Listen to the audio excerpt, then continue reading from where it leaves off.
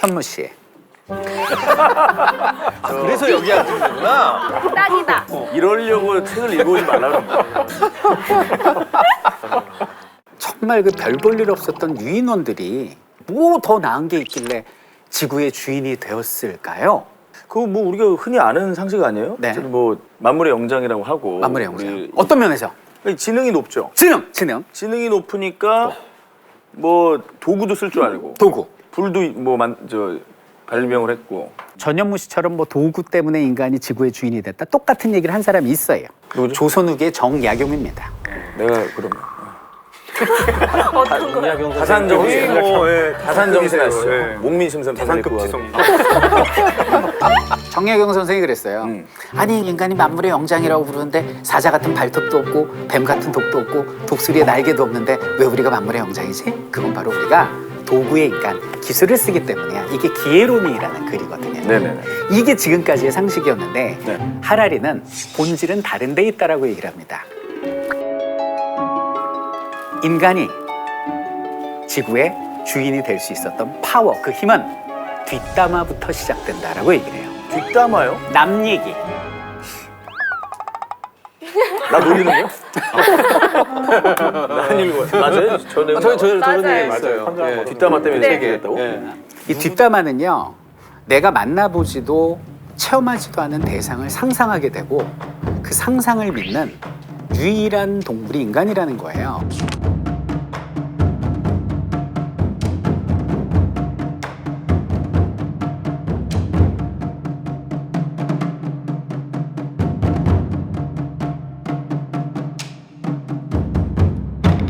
근데 이런 뒷담화를 하는데 인간은 이거를 믿는 본성이 있고 존재하지도 만져지지도 경험해보지도 못한 허구를 믿는 본성, 이거를 인지혁명이라고 부르는데 이 인지혁명 때문에 인간은 조직적으로 움직이는 협력의 힘, 모태가 만들어졌다는 얘기예요. 그러면서 항상 하는 얘기가 뭐냐면 침팬지하고 비교를 해요. 현무 씨. 현무 씨하고 침팬지를 빨개 벗겨갖고 무인도에 풀어놨어요. 누가 더 생존 가능성이 높을까요? 생존 가능성은 침팬지가 높겠죠. 높겠죠. 100배 높겠죠. 왜 그럴까? 당신이 만물의 영장인데 이상하네. 인간이 신체적으로는 나약한 존재로 알고 있어요. 나약하죠. 맞습니다. 자, 이 스튜디오에 암컷 침팬지 한 마리, 수컷 침팬지 6마리를 불러드립니다. 걔들하고 이제 싸움을 치른다고 가정을 해보자고요. 누가 이길까요, 현무 씨?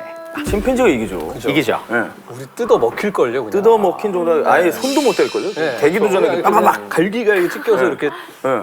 자, 10,000마리로 해봅시다. 침팬지 10,000마리에 인간 10,000명이 전쟁을 치릅니다. 누가 이길까요? 인간이 이기죠. 네. 그건 이기는 게 가서 아니에요. 조직적 학살이 벌어집니다. 인간은 협력의 동물이라는 거예요. 개개인으로 봤을 땐 별거 아닌데 뭉쳤을 때 엄청난 유연한 협력을 가지고 세상을 만들어가기도 하고 조직적으로 파괴하기도 하는 이 무리가 인간인데 그들을 협력하게 하는 힘이 바로 여기는 인지혁명이고 이건 존재하지 않는 허구를 집단적으로 믿는 본능이라고 표현을 하는 거예요. 이것 때문에 인간들은 처음 본 사람들과 유연하게 협력한다는 얘기죠. 이것이 제1장 인지혁명의 내용이에요.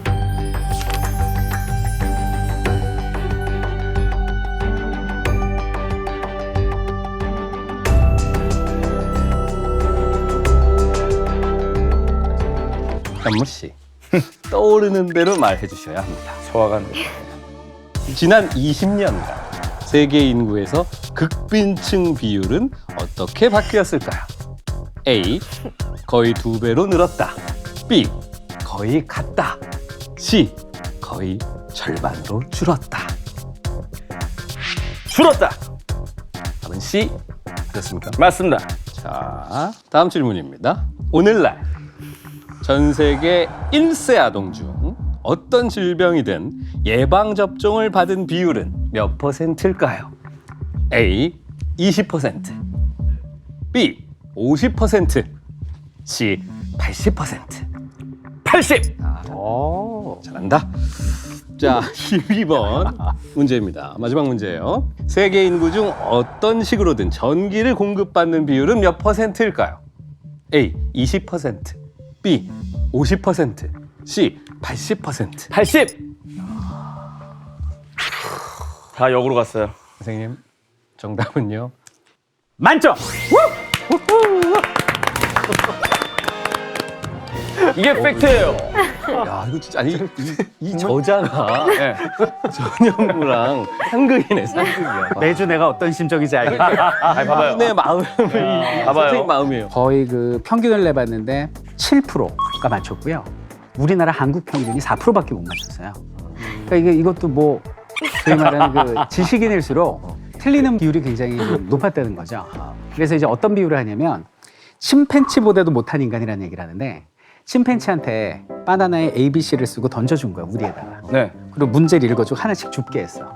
그럼 33.3%의 확률로 맞힐 거 아니에요. 그러겠죠. 근데 인간이 이 문제를 풀었는데 그 미만으로 나오더라. 그러니까 우리는 도대체 왜 침팬치만도 못하게 세상을 왜곡되게 바라볼까? 예를 들면 이런 거죠. 정치를 본다라고 얘기를 했을 때 보통 많이 그러잖아요. 좌파야? 우파야? 이렇게 얘기를 하는 거예요. 세상을 좌, 우 이렇게만 보는 거죠. 저는 그 생각이 났던 게 그 조선시대 보면 유학 중에 성리학이 있었잖아요. 성리학적 세계관이 딱 이거예요.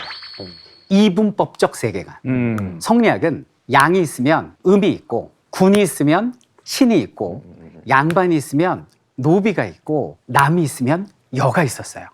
그래서 여성들이 이쪽에 치우쳐 있었기 때문에 엄청나게 이제 그때 무시를 많이 당했던 거거든요. 그래서 세상은 양극단으로 나눠볼 것이 아니라 그 간극 사이에 있는 것도 충분히 인정해야 된다라는 내용이 됩니다. 그래서 여기서 드는 내용이 그 현무 씨 세상을 소득 수준으로 봤을 때 몇 단계로 나눌 수 있을 것 같아요?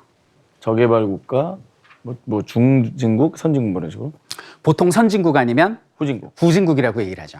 이것도 안 되고 이분은 4단계로 나눠야 된다. 이렇게 얘기를 합니다. 그래서 그래프가 나오는데요. 소득 수준에 따라 보면 첫 번째 1단계 국가가 있다는 거예요.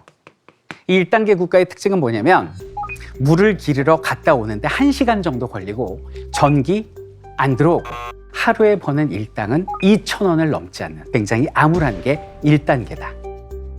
자, 그 다음에 이제 2단계 국가를 이야기를 합니다. 여기는 2단계 국가의 특징은 뭐냐면 자전거를 살 수 있을 정도가 됐고요. 하루 소득은 5,000원 정도.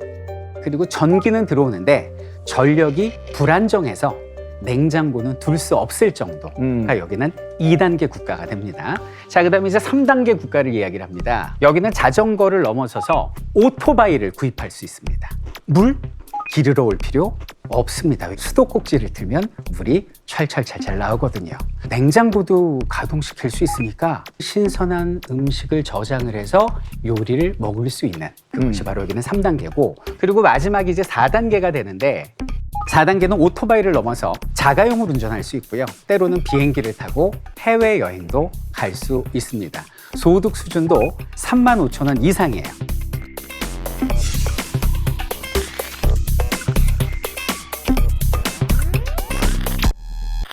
그런데 분명히 1단계, 2단계, 3단계 국가들의 생활 수준의 차이가 있는데 그저 잘 사는 선진국과 못 사는 후진국으로 싸잡아서 이야기한다는 거예요.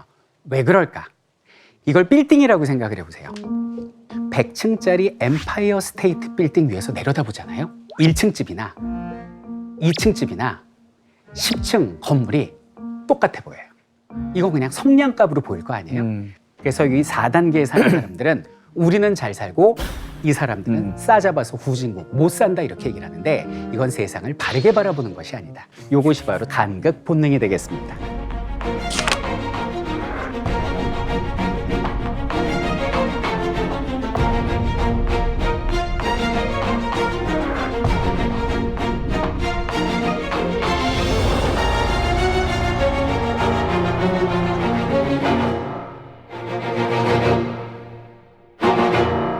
자, 여기서 또 드는 예가 이제 브라질의 예를 들고 있는데 이 브라질 같은 경우 현무 씨 상위 10%가요. 전체 국민들이 내는 소득의 40% 정도를 다 차지하고 있다는 거예요. 그럼 어떤 생각이 드세요? 불평등하다? 불평등하고 빈부격차? 심하다. 보통 이런 생각을 하는데 실제 브라질의 통계를 보면 그렇지 않다라는 거예요. 예를 들면 이거죠. 이 그래프가 나오는데 실제 1단계에 사는 사람들은 얼마 되지 않고 다수의 사람들이 2단계에 살다가 3단계에 사는 사람이 가장 많고 실제 4단계에 사는 사람도 적더라는 거예요.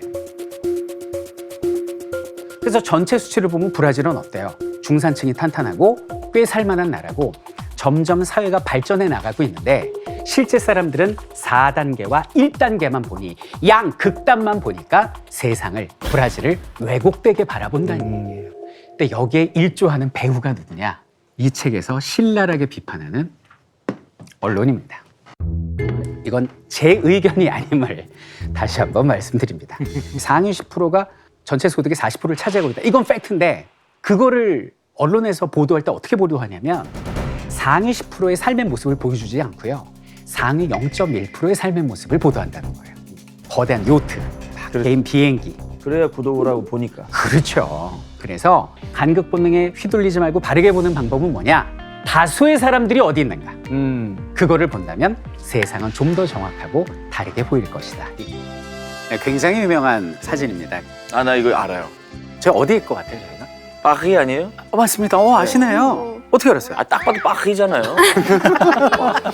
저 사진이 옛날 강남역 카페에 가면은 맞아. 만하게 판넬로 해가지고 벽지에다가 예. 그랑블루 사진이랑 같이. 예.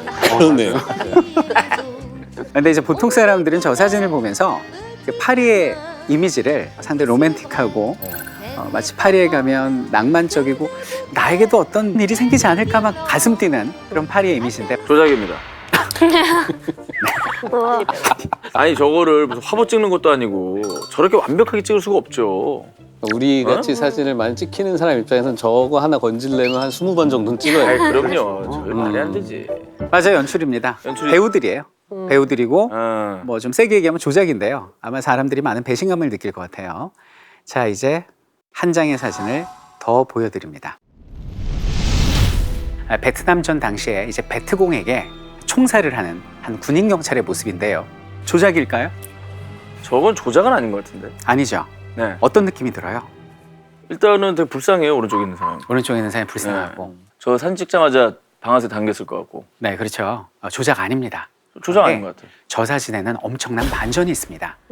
오른쪽에 있는 저 남자는요, 저 총살하는 사람의 전후 부하 군인 경찰을 살해한 살인마입니다. 진짜? 그럼 이 이야기를 듣고 보니 저거는 학살이 아니라 갑자기 처단으로 바뀌는 거예요. 이 사진을 통해서 우리가 뭘 알 수 있냐면 우리는 많은 사진을 여러 매체를 통해서 보고 있잖아요. 근데 우리는 그 사진의 진위 여부도 모른 채 이 사진이 조작됐을 수도 있거든요. 왜곡됐을 수도 있고 맞아요. 숨어있는 그 어떤 우리가 모르는 그런 이야기가 있을 수도 있는데 우리는 거기에 휘둘리면서 세상을 평가하고 있다라는 거죠.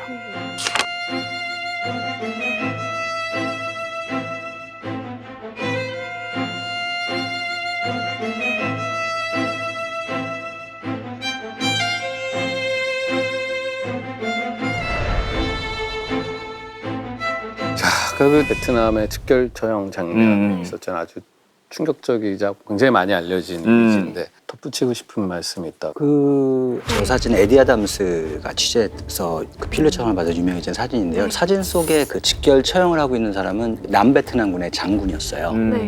그 구정 대공습이라고 해가지고요. 시가전이 벌어지는 상황에서 부하들의 모범을 보이기 위해서 그 총탄이 빗발친 그 전면 그 시가전의 현장을 간 겁니다. In a few areas, South Vietnamese troops, soldiers found them and brought them out.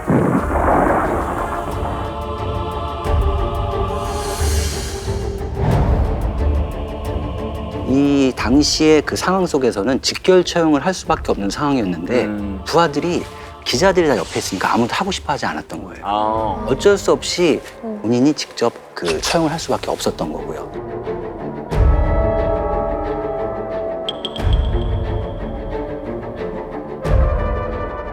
외국에 있는 사이트에서 그 사진에 주인공 분을 알고 계시는 지인분이 쓴 글이 올라와 있더라고요. 사진에 대한 오해 이러면서 이분은 실제로 굉장히 선량한 분이고 버지니아주로 이제 이주해서 와서 피자 가게를 열어서 사셨는데 근데 나는 오며 가면 맨날 그분을 보지만 그 사람이 이렇게 악마라고 욕을 먹는 게 항상 마음이 아팠다. 그래서 자기 친구들을 이제 타지에서 데리고 와서 그 피자 가게를 데려가면 친구들이 저 사람 그 사람 아니야? 이렇게 얘기할 정도로 너무 유명했다는 거죠. 그래서 그거 보면 저는 마음이 되게 안 좋았거든요. 그래서 이런 경우가 굉장히 많지 않나. 저분이 돌아가셨을 때 에디 아담스가 이런 말을 남겼습니다. 내 사진에서는 2명의 사람이 죽어가고 있다.